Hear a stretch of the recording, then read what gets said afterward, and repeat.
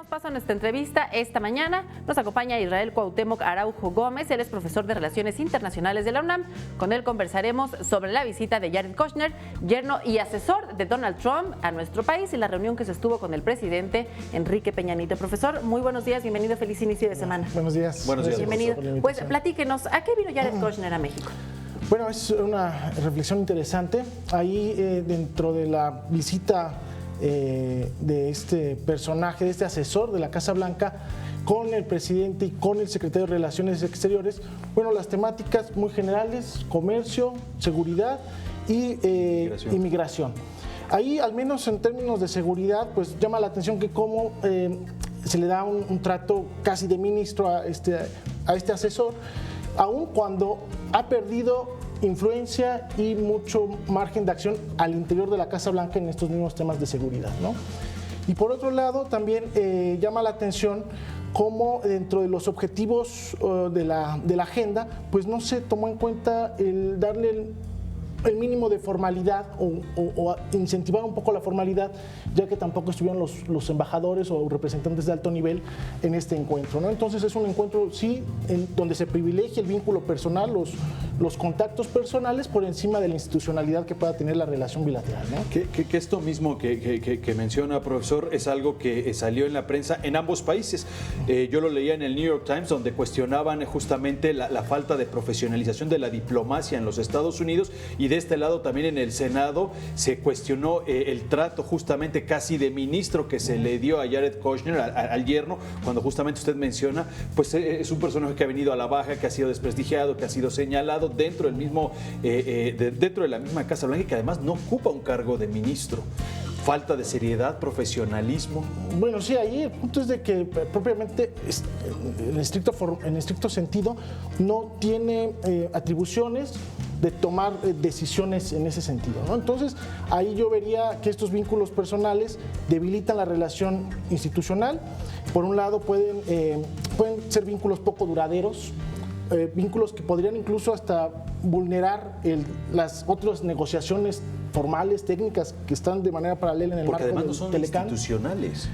No es institucional, y en todo caso también tiene un costo a las relaciones asimétricas con Estados Unidos, ¿no? En la medida en la que se hace un vínculo personal, no institucional, eso desde mi punto de vista debilita aún más la asimetría o la acentúa aún más la asimetría entre México y Estados Unidos, ¿no? Profesor, y también dejó en entrevista la mala manera, si podríamos decirle así, de manejar las relaciones exteriores, y recordar que ya hubo altos mandos encargados de las relaciones exteriores que ya no están dentro del gabinete, y en esta ocasión, pues lo mencionábamos, dejaron fuera a Roberta Jacobson, quien aún todavía es la embajadora de Estados Unidos en México. Exactamente, formalmente es embajadora, será hasta mayo embajadora de Estados Unidos en México, y ahí, bueno, relegar un poco la formalidad, la institucionalidad también deja cuestionamientos en ese sentido, ¿no?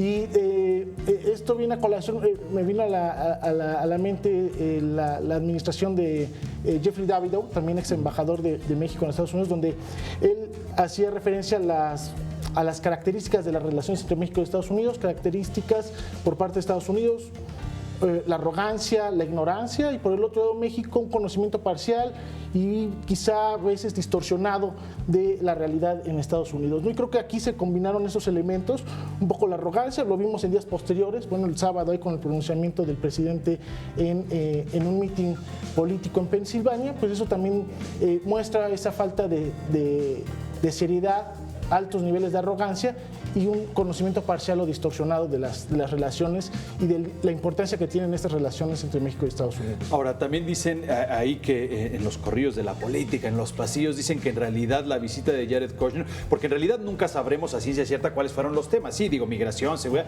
pero no conoceremos el hilado fino al que vino, porque viene con una encomienda, eso sí. Se debe de entender así, y hay quienes dicen ahí que justamente lo que vino a hacer el yerno de Donald Trump es justamente a calmar la atención, porque recordaremos que es la segunda vez que se cancela una visita o un encuentro entre los dos mandatarios, y la última, de acuerdo a lo que se ha filtrado, la última llamada telefónica no necesariamente fue muy cordial, que digamos. No, bueno, esto la semana pasada un poco a calmar los ánimos, pero el sábado se vuelve a encender el debate, ¿no? La importancia que tiene Estados Unidos y el privilegiar como objetivo a mediano plazo un encuentro de alto nivel, ok, muy entendible, pero ¿a costas de qué? Al menos formalmente dicen, en la medida en la que progresen los temas de la agenda bilateral, particularmente las renegociaciones en el Tratado de Libre Comercio de América del Norte, ¿no? Entonces, pareciera que se está privilegiando una reunión en función de realmente un instrumento de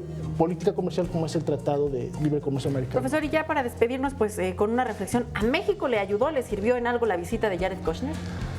A México como tal yo creo que genera más preguntas que respuestas en el sentido de la relación bilateral.